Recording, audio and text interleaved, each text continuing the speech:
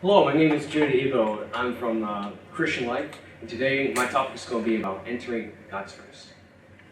In the book of Exodus, the Israelites were delivered out of Egypt by God through Moses. They saw his miracles for 40 years in the wilderness, and they praised God for them. But yet, every time tribulation comes to the midst, they all start complaining and say, "The Lord's leading us to die in the wilderness." So the Israelites hardened their hearts in unbelief, to the point that they turned away from the Lord our God and took the path of rebellion, which eventually took them nowhere. Now, how does all this apply to you? I believe it's obvious in our comfortable, prosperous culture that we expect God to come like Peter Pan and take us to Neverland so we never have to grow up spiritually in the reality of a broken world. So when these expectations of ours are not met, our mood changes. And when our mood changes, our faith changes as well. I'm not saying we should get used to it or even just ignore it. I'm saying we should run to the arms of Jesus Christ and make him our refuge. For he says in John 16:33, "In this world you will find tribulation, but take heart, I have overcome the world." And in Matthew 11:29, "Take my yoke upon you and learn from me, for I am gentle and lowly in heart, and you will find rest for your souls."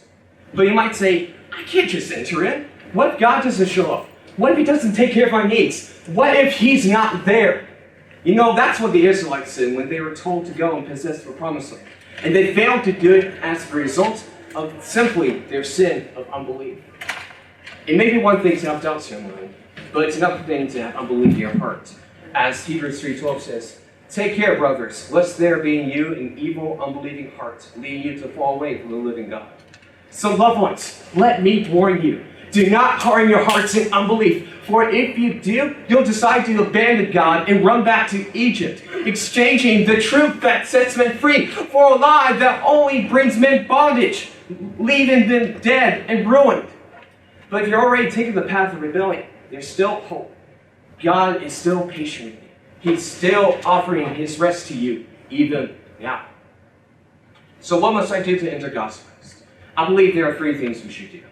Number one, we need to return to him. Now, don't try and clean yourself up before you go. You'll just make a bigger mess of yourself. Instead, come as you are and let God clean you up. So take your burdens, fears, anxieties, disappointments, and your unbelief and lay them down before the Lord. Number two, we need to trust him. We need to hold on to the hand of God, which is better than a lamp to see in the dark, and more reliable than knowing the unknown, and believe that he's not leading us to death and destruction, but to life and glory. As Psalm 73:23-24 says, "Nevertheless, I am continually with you. You hold my right hand. You guide me with your counsel. And afterward, you will receive me to glory." Number three, we need to receive him. I believe the worst decision you can make in your whole life is to go after anything that might give you fulfillment, comfort, and meaning, but not him. To seek help, guidance, and healing, but not from him, God.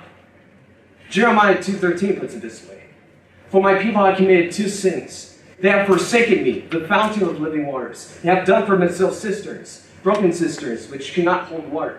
Nothing can give you what only Jesus can give to you, and that is everlasting life.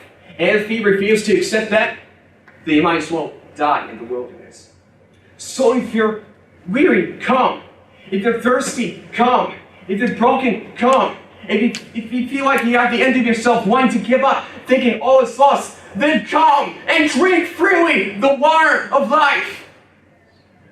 I may not promise you that all our troubles will go away and never come back as we enter into his rest. In fact, it's going to get worse as time goes by.